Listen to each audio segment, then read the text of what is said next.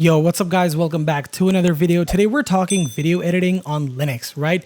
Especially on Fedora. So I have Fedora 44 with me installed and we're going to talk about video editing. Let's say you are a content creator, you want to make videos on Linux, you're done with Windows and you don't want to buy into Apple ecosystem. So what do? You have found your home on Linux. Maybe you have a computer with an Nvidia card or an AMD card, very powerful, and you want to edit videos.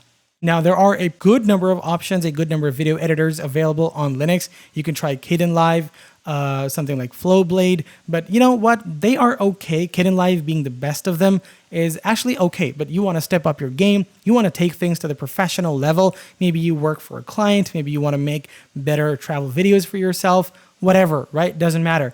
You would actually want to go ahead and install DaVinci Resolve. DaVinci Resolve is the #1 free video editor. There's a paid version as well for Linux, macOS, and Windows. DaVinci Resolve is used by Hollywood for video editing, color grading, audio post-production, and a lot of other good stuff, right? So this is the best place to be if you're video editing. So let's just go ahead and talk about it. Grab a cup of coffee, grab a drink, grab some popcorn if you have some lying around, and let's dive right in.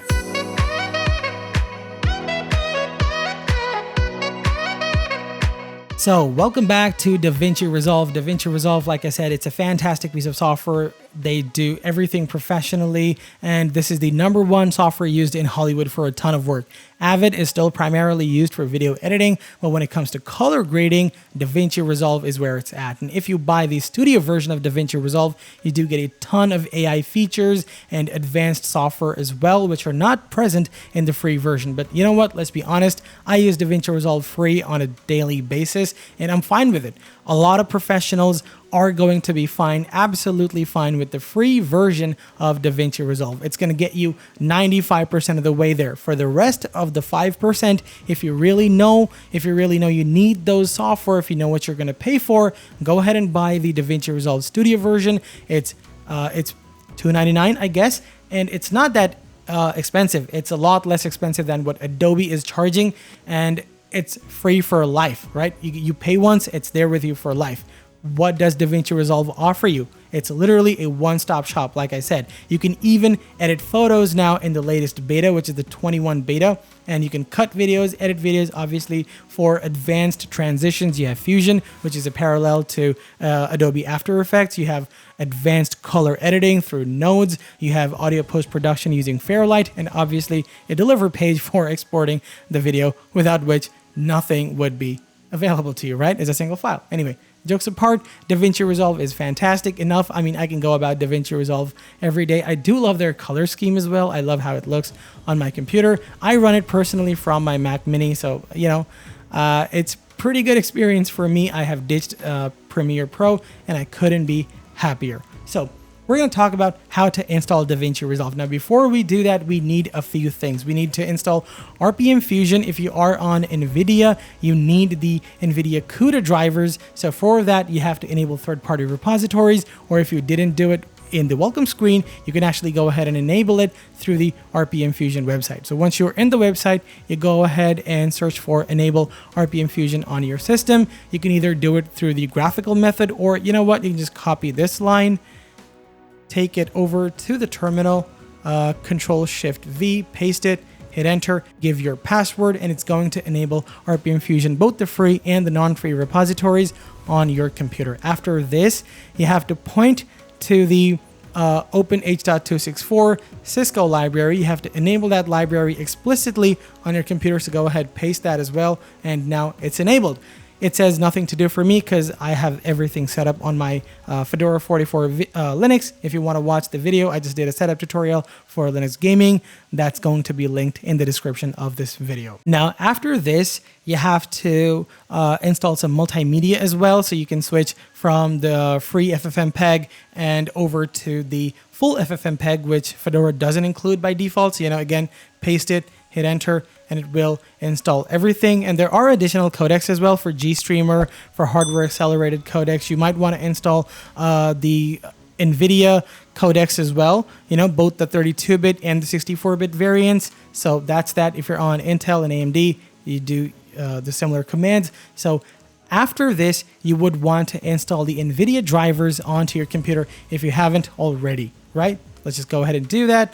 I should have it over here. Let's just go ahead and search for this. Yeah, there you go. So this is the command: sudo dnf install acmod nvidia xorg-x11-drv-nvidia-cuda. And if you don't want to press Y a bunch of times, you just enter the yes flag along with it and you hit enter. Now this will look in all the repositories and it will install the official Nvidia drivers, which is, as you can see, the 595 drivers. Now after you have installed this, you have to wait for 5 to 10 minutes for the compilation of the drivers to take place. And so you can verify this after a few minutes by running another command, which is, let's just go ahead and yeah, that's the one, modinfo-f version NVIDIA. So it's going to tell you the version number, 595.71.05. And after this, after waiting for 5 to 10 minutes, you reboot your computer, and only then will all the NVIDIA drivers be loaded into your kernel. And if you press Alt space and search for NVIDIA, you can see we have the NVIDIA X server settings. So we know that NVIDIA drivers have been properly installed onto our computer. What do you do after this, right? The next step is to download Resolve. So let's just go ahead over to Firefox, and from here, let's go to the top of the page. And we will download Resolve. You can either go ahead with the free version or the studio version. I'm going to go with the free version because that's all I use, that's all I need. And we're going to download the Resolve 21 public beta for Linux, and enter Linux and give your details and then register and download. I already have it downloaded onto my computer. It should be in the downloads folder. There you go. I downloaded a zip file, extracted it, put it into a folder called Resolve 21, and it gave me these two files. One is a run script for Resolve and another is an installation instruction. We are not going to open the installation instructions HTML file. We're just going to run the DaVinci Resolve Linux.run. So double click, hit launch, and you are going to encounter your first error, which is the Z library error. So it's saying you are missing the following packages. Actually, zlib is probably already on your computer. The name of the library changed to something else, so the outdated installer of DaVinci Resolve is not finding that software. So what do? We actually need to run this through the terminal, and open terminal here. So this is your Resolve, and I have prepared a setup guide for DaVinci Resolve. So what you do is basically before installing Resolve, you go ahead and install a few dependencies which you need. So you copy all of these and you go ahead and you paste them, you install them. It's going to ask you for your password, hit them. And as you can see, all of these repositories are already installed. And as you can see, the Z library or the Z library has a different name. So it's not going to recognize that the zlib is with a different name because DaVinci Resolve uses an older installer. So what are you going to do for that? We're going to skip the verification and we're going to install DaVinci Resolve. So we're going to run this command, sudo skip package check equals to 1. So this is going to skip the check of the packages. It's basically not going to tell you, not going to give you an error if it doesn't find a package with the particular names that it's looking for, but it's going to run fine because you do have the package. It's just in a different name. And after this, we're going to have ./DaVinci Resolve 21. This is the beta 4 Linux.run. So basically the name of the script, -i, which is the interactive installer, I believe. Let's just go ahead and minimize this, paste it over here, hit enter, and it says this will install DaVinci Resolve on your computer. Do you wish to continue? Hell yeah. Gives you a EULA. No one reads through this. Hit enter, press Y, hit enter again, and it will install everything onto your computer as we speak. As you can see, copying Blackmagic raw test, everything, all the different files onto your computer. So DaVinci Resolve is getting installed. I am genuinely excited by this because my favorite video editor is DaVinci Resolve. So seeing it install and being a Linux geek, seeing this installing in the terminal, it's just pure happiness for me. So we're going to give it a few minutes, let it install, and we're going to continue the video. All right, finally, DaVinci Resolve is installed. It hardly took 30 more seconds, and it says DaVinci Resolve has been installed to /opt/resolve. We can verify this. Go to, open up your file manager, go to root, which is Fedora, and inside opt, you can see we do have Resolve installed, and we have everything under here. So what's next, right? You can run Resolve. Let's just go ahead and double click, and this should hopefully run Resolve, but probably we're going to run into a few problems, which we will discuss in a few seconds. So as you can see, it didn't. It failed, and we have no idea what happened, right? Now, since DaVinci Resolve refuses to run, we have a couple of options that we can try, right? So what we're going to do is actually go into the opt/resolve/libraries. Now, why this is important, I'm going to tell you. So let's just go over there.